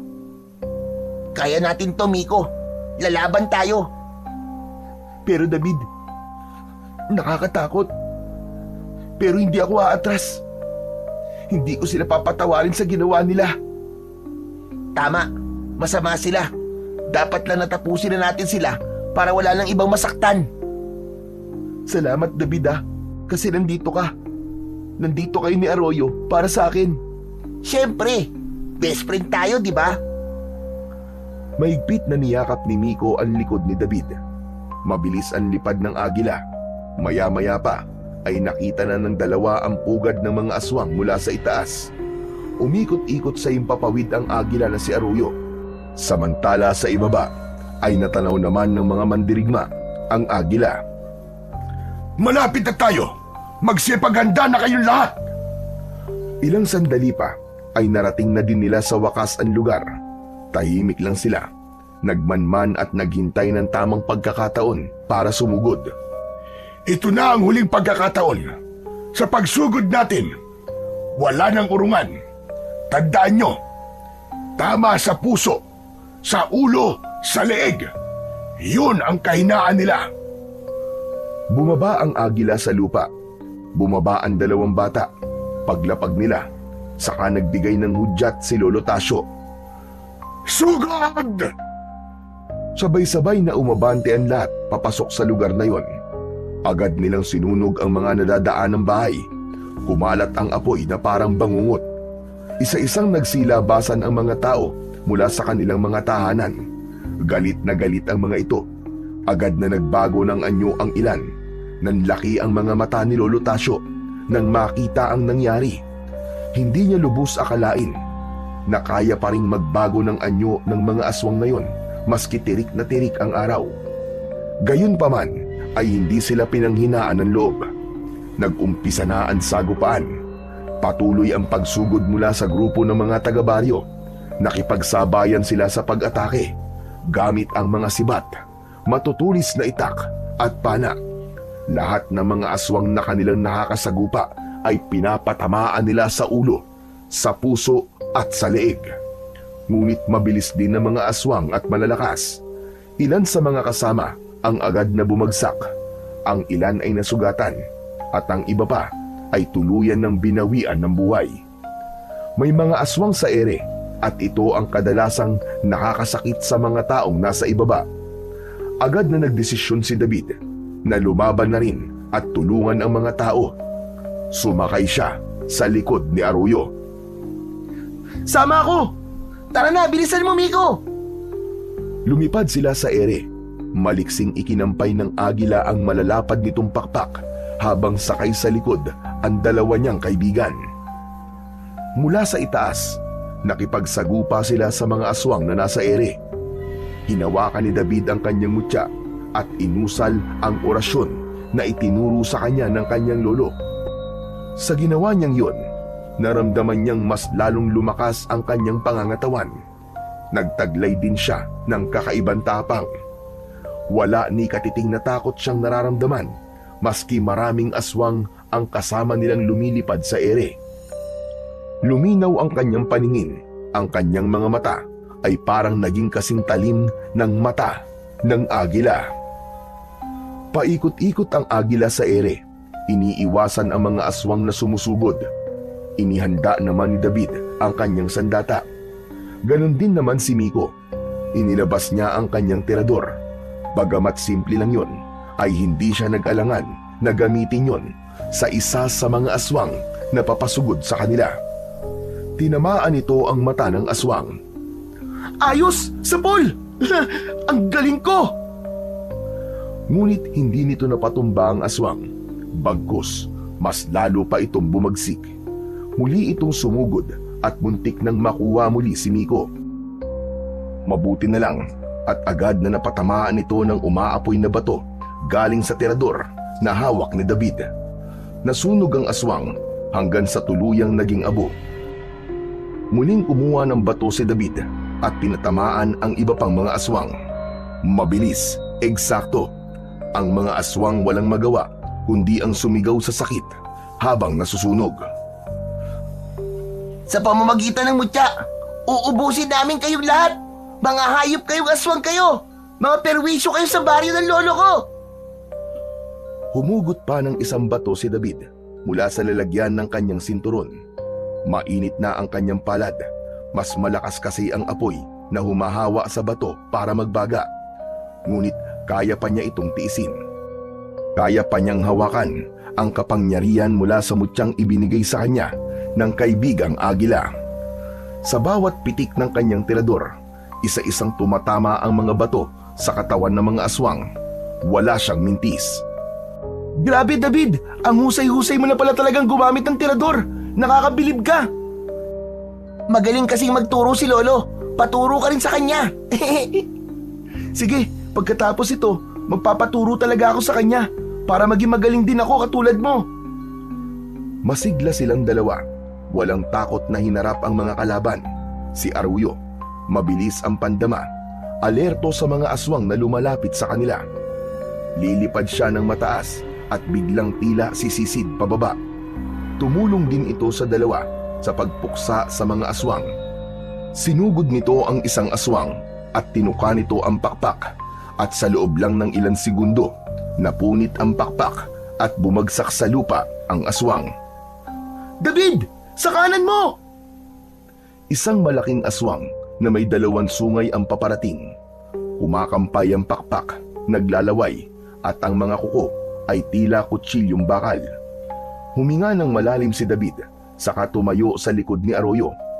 Inalalayan naman siya ni Miko sa paa para hindi siya mahulog. Agad niyang tinutukan ng tirador ang aswang at sa isang iglap, pinakawalan niya ang bato. Tumama ito sa bibig ng aswang. Sumigaw ito. Nagpaikot-ikot ito pabulusok sa lupa.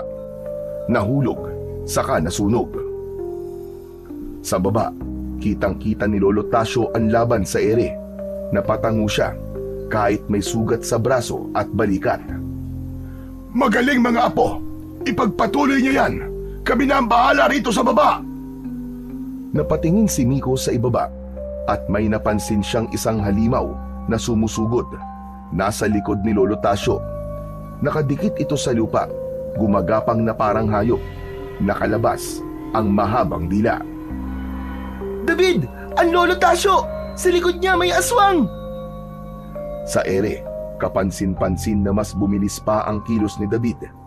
Parang may sariling isip na ang kanyang mga kamay. Tila ginagabayan ng kapangyarihan ng mutya. Agad siyang dumukot ng bato at mabilis na ibinala yon sa kanyang sandata. Buong lakas na pinakawalan niya ang bato. Tumama ito sa gitna ng noo ng halimaw.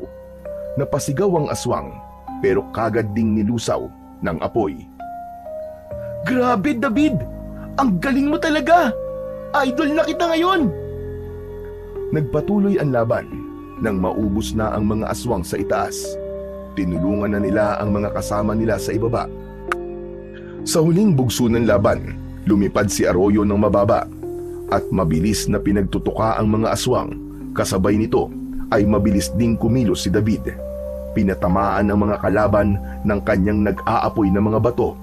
At ang grupo ni Lolo Tasyo, inatake nila ng sabay-sabay ang natitira pang mga aswang hanggang sa wala nang natirang buhay. Natapos na ang laban. Tapos na! Wala na silang lahat! Wala nang aswang na mamemerwisyo sa baryo! Salamat sa mutya. Salamat sa'yo. At siyempre, salamat sa'yo, Arroyo. Ang galing natin! Salamat mga apo! Kundi dahil sa inyo, baka tapos na rin kami rito sa baba. Ipinagmamalaki ko kayo. Hindi po namin magagawa to kung hindi po tayo nagtulungan, Lolo. Lahat po tayo lumaban. Lahat tayo superhero. Tama, kaya mahusay tayong lahat. Ang galing! Natalo natin ang salot ng mga aswang. Pagkatapos ng madugong laban, unti-unting natahimik ang paligid. Sabay-sabay na bumalik ang grupo sa baryo. Sa bungad pa lang ng gubat ay sinalubong na sila ng mga nag-aabang na kababaryo. Umiiyak sila sa tuwa nang malamang nagtagumpay ang mga ito na puksain ang mga aswang. Ngunit malungkot din nang makita ang bangkay ng ilan sa mga namatay nilang kasamahan.